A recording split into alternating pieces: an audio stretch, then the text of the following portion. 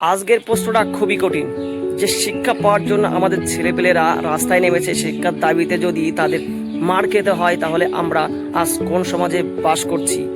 একদিকে তরুণরা নিজেদের ভবিষ্যতের জন্য রাস্তায় দাঁড়িয়ে লড়াই করছে, তাদের হাতে হয়তো কোনো অস্ত্র নেই, আছে শুধু দাবি আর স্বপ্ন আর একটা ভালো ভবিষ্যতের আশা। অথচ সেই কণ্ঠস্বরকে শোনার বদলে তাদের উপরে উঠে আসে লাঠি, আঘাত আসে, রাস্তায় পড়ে যেতে হয়। তাহলে প্রশ্ন উঠবেই, আসলে তাদের অপরাধটা কি? এই ছেলেমেয়েরাগুলোই কারো শত্রু নয়, এরাই আমাদের ঘরের সন্তান, কারো ভাই, কারো বোন, কারো ছেলে, কারো মেয়ে। তারা আজ রাস্তায় দাঁড়িয়েছে কারণ তারা বিশ্বাস করেন তাদের ভবিষ্যৎটা আরো ভালো হতে পারে। আর আমরা অনেক সময় ঘরে বসে মোবাইলের স্ক্রিনে সব দেখি, একটা ভিডিও দেখি, একটা ছবি দেখি, কয়েক মিনিটের আলোচনা করি, তারপর আবার নিজেদের কাজে ব্যস্ত হয়ে যায়। কিন্তু যে ছেলেটা রাস্তায় মার খাত, তার পরিবার হয়তো সেই মুহূর্তে আতঙ্কের অপেক্ষা করছে, আমার সন্তানরা ঠিক আছে তো? সরকারে যারা আছেন তাদের কাছে ক্ষমতা আছে, প্রশাসন আছে, সিদ্ধান্ত নেওয়ার ক্ষমতা আছে, কিন্তু সাধারণ মানুষের কাছে আছে শুধু কণ্ঠস্বর। তাই মানুষের প্রশ্নকে শত্রু হিসাবে দেখলে চলবে না, প্রশ্নের উত্তর দিতে হবে, দাবি শুনতে হবে, ভুল থাকলে সংশোধন করতে হবে, আর কোথায় অন্যায় হলে তার বিরুদ্ধে ব্যবস্থা নিতে হবে। কারণ লাঠির আঘাতে কোনো প্রশ্ন চিরদিনের জন্য থেমে যায় না।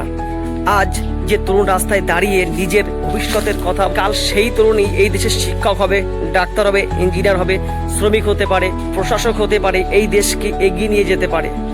তাই তাদের কণ্ঠস্বরকে দুর্বল করার চেষ্টা না করে তাদের শোনা উচিত। তাদের একটা কথা মনে রাখা দরকার, সোশ্যাল মিডিয়ায় শুধু ভিডিও দেখে হাসাহাসি তর্ক করলে দায়িত্ব শেষ হয়ে যায় না। মানুষের কষ্ট ও কন্টেন্ট বানানোর আগে মানুষটার কষ্ট বুঝতে হবে। কারো রক্ত, কারো কান্না, কারো ভাঙা স্বপ্ন, এইসব নিয়ে বিনোদনের বিষয় নয়। আমরা এমন একটা সমাজ চাই যেখানে ন্যায্য দাবি জানালে ভয় পেতে হবে না, প্রশ্ন করলে শত্রু হয়ে যেতে হবে না। কারণ দেশ শুধু সরকার নয়, দেশ আমাদেরও। আজকের এই ছেলে মেয়েদের দিকে একটু মানবিক চোখে তাকান। তাদের হাতে ভবিষ্যৎ, তাদের স্বপ্নকে আঘাত করে কোনো দেশের ভবিষ্যৎ তৈরি করা হয় না।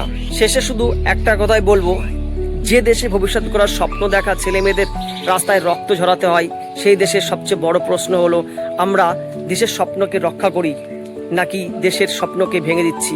আসুন দল মেদ নির্বিশেষে আগে মানুষকে মানুষ হিসাবে দেখি, অন্যায়ের বিরুদ্ধে কথা বলি কিন্তু হিংসা নয়, প্রতিবাদ করি কিন্তু ধ্বংস নয়। আর ক্ষমতা যারা আছেন তারা মনে রাখুন, জনগণের কণ্ঠস্বরকে চুপ করে দেওয়া যায় না, কিন্তু মানুষের প্রশ্নকে চিরদিনের মধ্যে মুছে ফেলাও যায় না।